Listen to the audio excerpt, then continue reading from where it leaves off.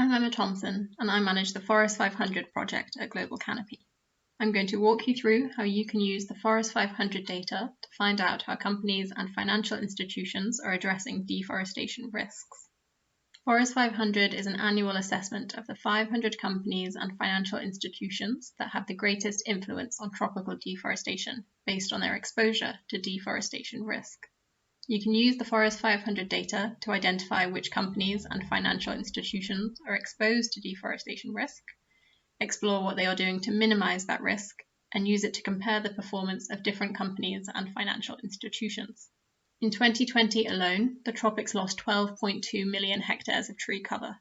The 350 companies and 150 financial institutions in the Forest 500 are selected based on their exposure to the 6 highest forest risk commodities: palm oil, soy, beef, leather, timber, and pulp and paper.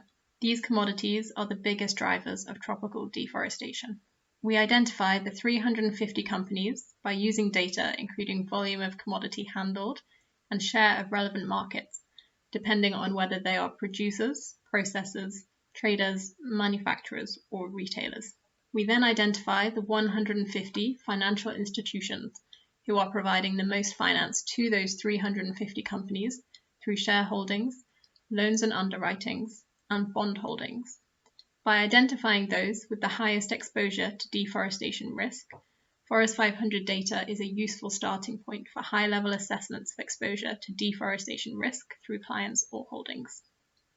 The companies and financial institutions are annually assessed on the strength and implementation of their publicly available deforestation commitments against best practice for the sector. Our methodologies are aligned with the Accountability Framework Common Methodology, the leading standard for assessing performance on deforestation. The assessments only use information that is publicly available from the websites of the companies and financial institutions, working with a team of language consultants for sites that are not in English. So let's start on the Forest 500 homepage. You can click here to explore the rankings. You can also find them in the menu at the top. This is updated with the new assessment data in January each year. Each company and financial institution receives a score out of 100, which can be broken down, allowing you to see how well they score for different commodities, or whether they have policies on labour rights or smallholder inclusion, for example. So now you can see the ranking for the companies. The default view ranks from highest to lowest or best to worst, but you can sort this using the options at the top of the page.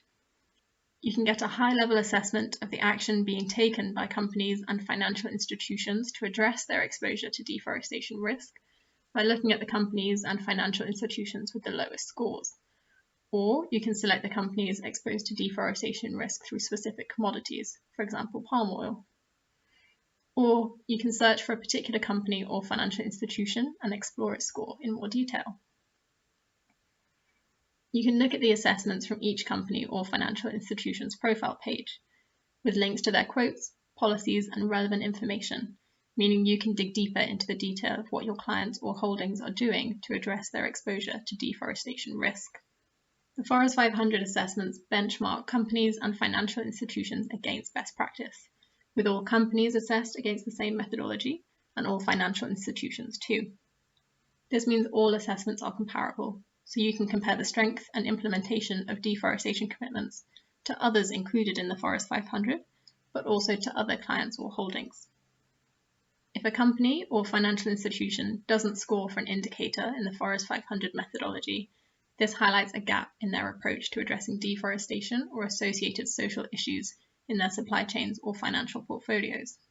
All Forest 500 assessment data is publicly accessible and is also available to download for further analysis offline. This means Forest 500 can be a useful tool for engaging with clients or holdings. We know that a number of financial institutions are already using Forest 500 data to better understand their exposure to deforestation risk. So please do explore the data and get in touch if you would like to know more.